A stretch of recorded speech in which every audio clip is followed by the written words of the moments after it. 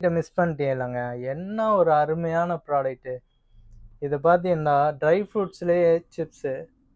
இது நல்ல ஒரு குவாலிட்டியான இதில கிவி, ஸ்ட்ராபெர்ரி, அத்திப்பழம், பனானா இருக்கு, ஆப்பிள் இருக்கு.